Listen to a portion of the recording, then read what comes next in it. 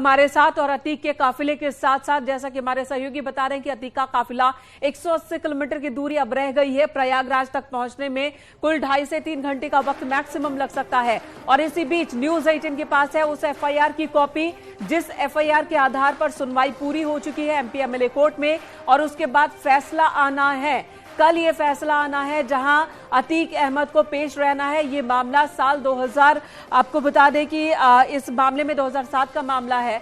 ये कॉपी हम आपको दिखाते हैं न्यूज 18 के हाथ में, मेरे हाथ में ये कॉपी है। प्रथम सूचना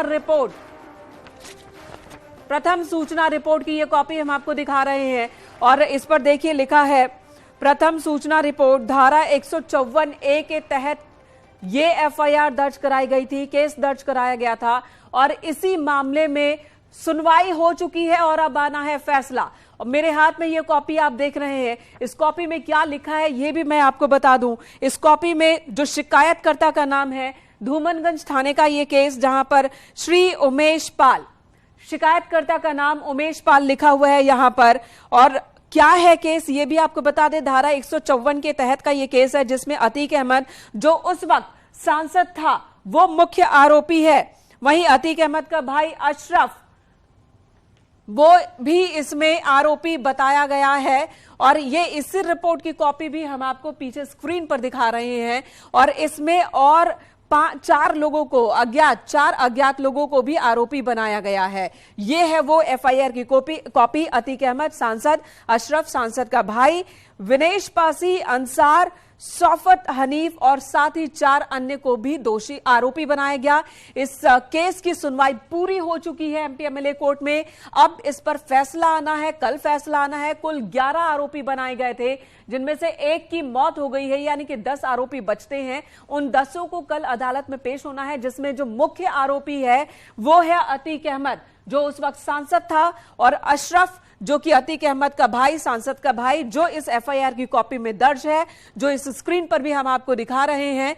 और इस केस में साफ साफ लिखा है कि राजू पाल की हत्या के मामले में बयान बदलने का दबाव बनाया गया था, जान से मारने की धमकी दी गई है उमेश पाल को, याचिकाकर्ता को, शिकायतकर्ता को जो कि उमेश पाल जिन्होंने ये केस दर्ज कराया था, बंधक बनाकर प्रताड़ित करने का भी इसमें आरोप लगाया गया है, शिकायत दर्ज कराई गई है। कॉपी इस वक्त मेरे हाथ में है, आप पीछे टीवी स्क्रीन पर भी आप देख पा रहे हैं, इस स्क्रीन पर भी, जिसमें पूरी तरह से विवरण भी दर्ज है कि किस तरह से उमेश पाल को उठाया गया था। उमेश पाल ने लिखवाया है कि सुबह तकरीबन 11 बजे का यह वाकया है, उसके साथ ही अतीक अहमद और उसके साथी मुझे गाड़ी में बैठाकर कहीं ले जाते हैं और उसके बाद मेरे साथ मारपीट होती है।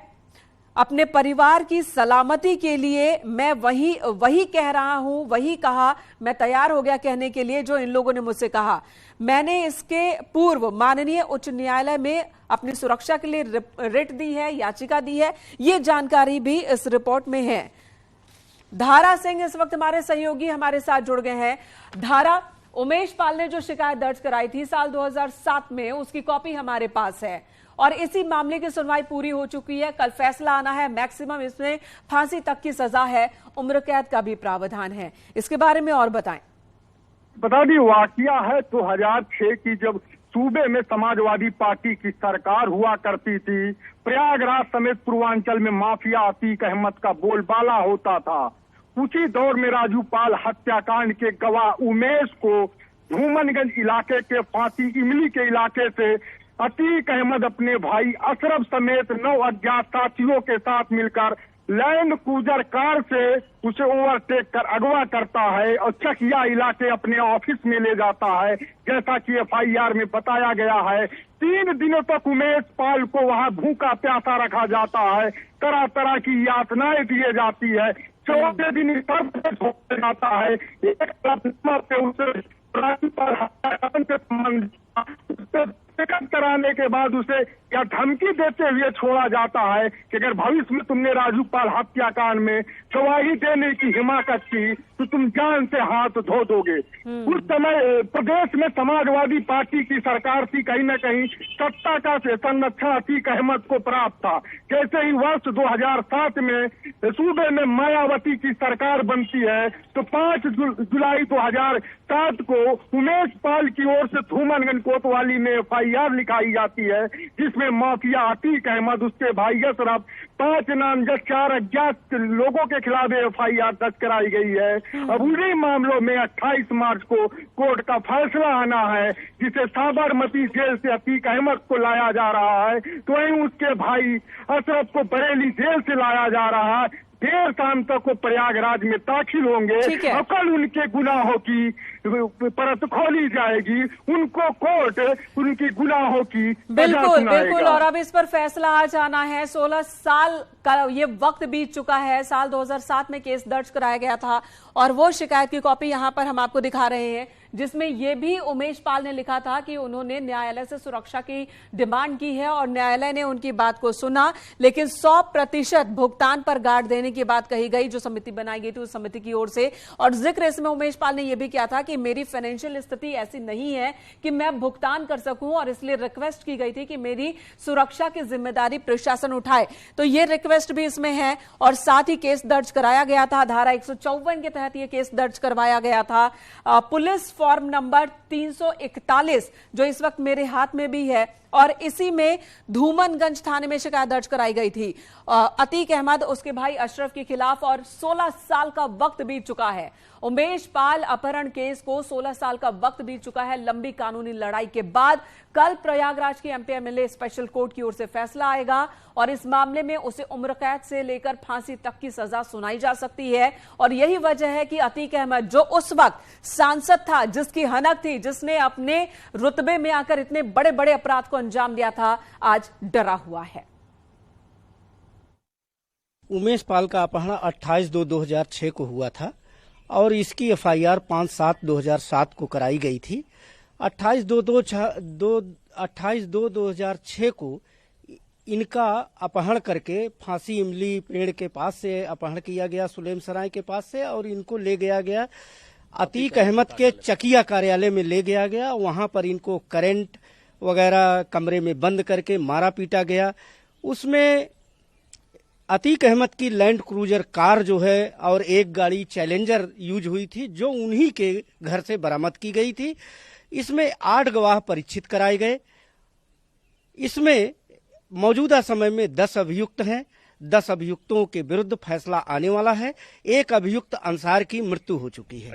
अभी तक किसी भी मामले में कहा जाता है कि बाहुबली अतीक अहमद और अशरफ को सजा नहीं हुई, तो उसके पीछे क्या वजह थी? यही रहती थी कि जो गवाह थे वो हट जाते थे, पीछे हॉस्टाइल हो जाते थे?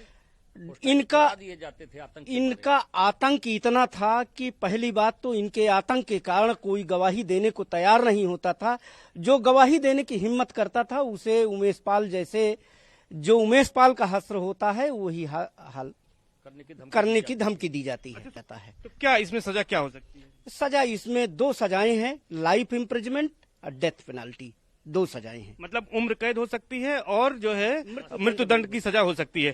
अच्छा जी, अच्छा एक चीज और है इसमें कि राजू पाल हत्याकांड में जो तमाम आरोपी थे, 8 आरोपी ऐसे हैं जो इसमें भी अपहरण में भी थे। बिल्कुल मोटिव क्लियर है कि राजू पाल मर्डर केस में जो आरोपी थे वही ज्यादातर आरोपी जो है उमेश पाल अपहरण केस में शामिल थे और उन्होंने अपने लक्ष्य की प्राप्ति के लिए इसका अपहरण किया। अपहरण करके 28/2/2006 को न्यायालय में 28/2/2006 को अपहरण किया और 1/3/2006 को इनको न्यायालय में ले आकर के अपनी उपस्थिति में, सारे अभियुक्त उपस्थित थे, बिल्कुल बगल में खड़े होकर के उन्होंने हॉस्टाइल कराया और उसी दिन 3 अन्य गवाहों को भी हॉस्टाइल कराया।